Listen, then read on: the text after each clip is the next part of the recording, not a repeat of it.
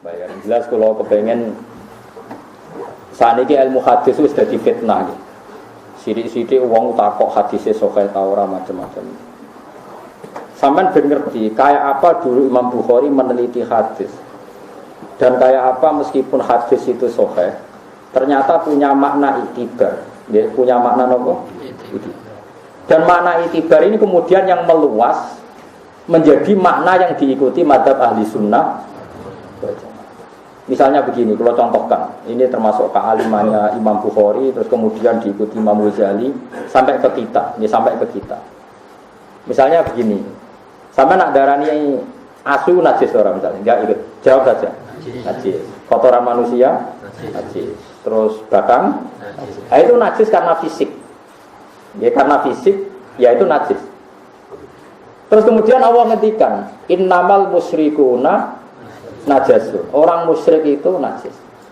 Sekarang kamu salaman sama orang non muslim, wajib dibasuh enggak tangan kamu? Enggak, jawab saja. Enggak kan? Enggak. Dikai duit calon gubernur non muslim, wajib dibasuh enggak? Enggak kan? Enggak, mergo duit atau mergo suci?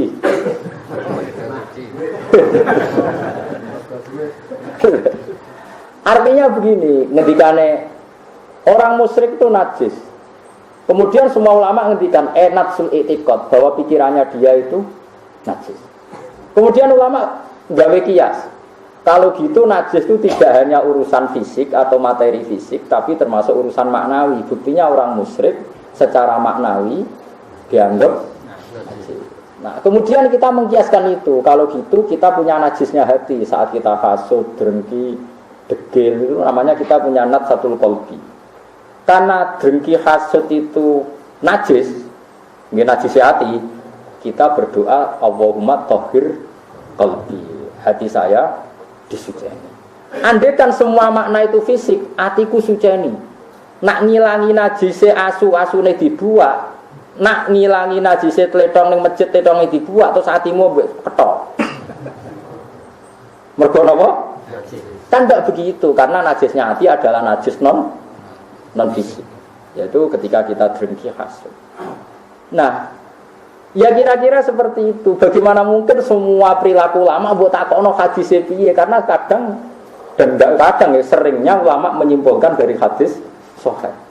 Tapi kesimpulan yang tidak keluar sampai menjadikan bid'ah atau khurafat, karena itu kesimpulan sing dimaknai secara iktibar. Mulane ngendikane ulama-ulama wal iktibar maslaku dawil absor. Jenenge iktibar itu maslak, satu metode yang dilakukan semua orang yang mau berpikir.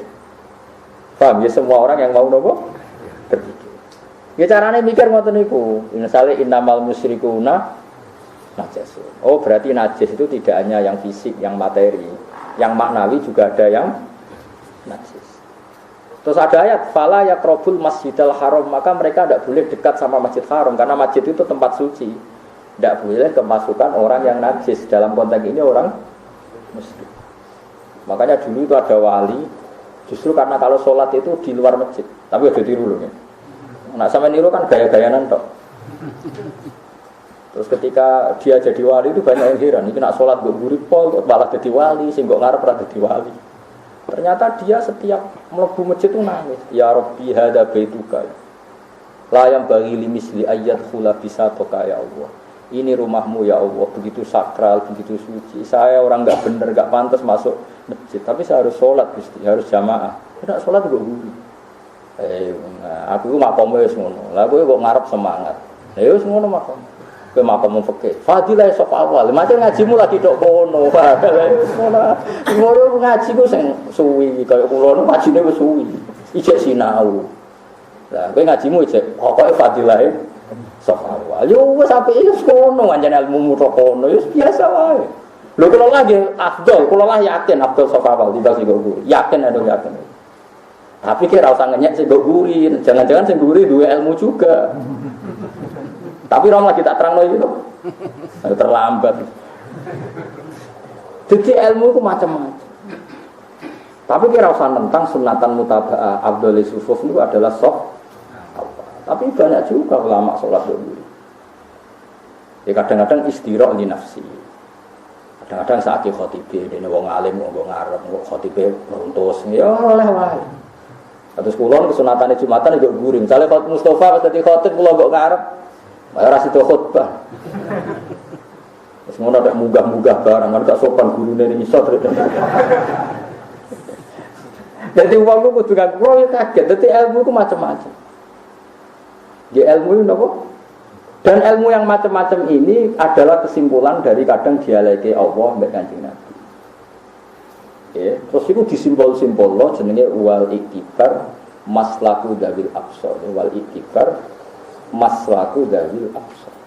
Ini contoh gampang misalnya ngeten. Ini tak contoh ben besok sampean rokok sambung. Jika ada lelaki dan perempuan itu konflik dalam keluarga suami istri, maka fab'athu hakamam min ahlihi wa hakamam min ahliha. Situ kirim delegasi, yang satu kirim delegasi. Suatu saat Sayyidina Ali konflik besar sama Muawiyah. Konflik besar, orang tahu semua peristiwa Siffin itu. Terus Sayyidina Ali ngendikan gini, ya Muawiyah, kamu kirim delegasi mediator, saya juga kirim, karena kamu dengan saya ini sudah terlalu tegang, kalau kita bertemu pasti tegang. Kirim orang yang netral yang jadi mediator. Terus si orang Khawarij tadi berantah, malihada hukmun. Ini hukum apa? Tidak ada di Quran hadis aturan mediator. Kau ono Qur'ane mediator. Jari wong Khawarij. Sayyidina Ali ngendikan, Sayyidina Ali masih rileks. Sayyidina Ali baca ayat tadi. Wa in khiftum shiqaqa bainihima fab'atsu hakaman min ahlihi wa hakaman min ahliha. Jika suami istri takut konflik, maka jangan suami istri ini yang ketemu karena roh raine wis mangkel. Kirimlah mediator orang lain yang adil. Terus ngendikane Sayyidina Ali, wa amru ummati Muhammad a'dhamu min amri rajulin wa imra'atin. Urusane umat Nabi Muhammad lebih serius ketimbang urusane suami istri. Lah nek urusan sepele wae butuh delegasi, apa urusan ekstrem. Nangis akhirnya sahabat. Bahkan mau Khawarij saat itu yang iman ribuan. Akhirnya pro Sayyidina Ali, jebule ke ngalim tenan lho. Piye gitu. Lah nek kabeh mbok takokno hadis iki Quran iki kowe ora tau iktibar. Nek cara iktibar ya masih ora ono Qur'ane tahu betul arah maknanya ke sana. Paham ya maksud? Paham ya? Mulane kowe sing alim sing tenan. Salat mbok ngarep ya apik pancen fadilah sofawat, nggih. Mbok guri ya apik, tapi aja mbok guri sing sofe dhewean ya ora ya maksudnya. Terus kowe aneh-aneh nggo guri kepen dadi wali. Wong kula sing ijazah ya ora rido nek model ngono iku ya ora rido. Ya wis tetep apik. Terutama wong alim nek makmum juga guri ae, saiki imame mari dredeg. Wong kula nate ngalami tenan ana tiyang khutbah. Dia enggak ngira Mbah Mun itu Jumatan di situ. Niku Mas Obar iku ya Allah, kena apa Mbah Mun Jumatan teng mriku. Rutusen. Kula akhirnya Mbah Mun kalau Jumatan di belakang. Kula roh Kiai Sahal tuh kan sering makmum Kiai Sahal. Nek Jumatan nggih teng mburi. Malah teng pinggire mobil pas. Jumatan pun full terus beliau rawuh nggawa mobil. Mobilnya pintune pun bukaan terus gelar sajadah terus mungkin nak salam ya mun kundur. Itu tak ngira ngamanno khotibe. Kayak iso khutbah ngarepe Mbah Sahal. Meriang kan? Nah, ya mulane kula nek salat go guri aja tiru. Gus Pak salat go guri, berarti sunah yo keliru fungsine beda. Kayak kok karep go guri ora ono pengaruhe. Dadi wong yo mikir kias ma'al farik, cara ilmu fikih nak ngiasno iku ma'al jama'. Ma'al jama' itu pemersatu ilat. Aja kias ma'al farik. Dieling-eling ya. Jadi Sayyidina Ali itu ketika digugat, ini apa ada Qur'annya atau Sayyidina Ali baca wa in khiftum shiqaqa bainihima fab'atsu hakaman min ahlihi wa hakaman. Urusan suami istri saja butuh mediasi, apalagi ini urusan umat sing a'dhamu min amri rajulin wa mar'atin, lebih ngeri ketimbang hanya urusan suami dan istri. Iku wae butuh mediator. Akhirnya wong Khawarij do muni samina wa atona. Mulane setelah Sayyidina Ali menerangkan hujah ada sekian ribu orang Khawarij yang bertaubat. Jadi ku pintere ulama itu tahu.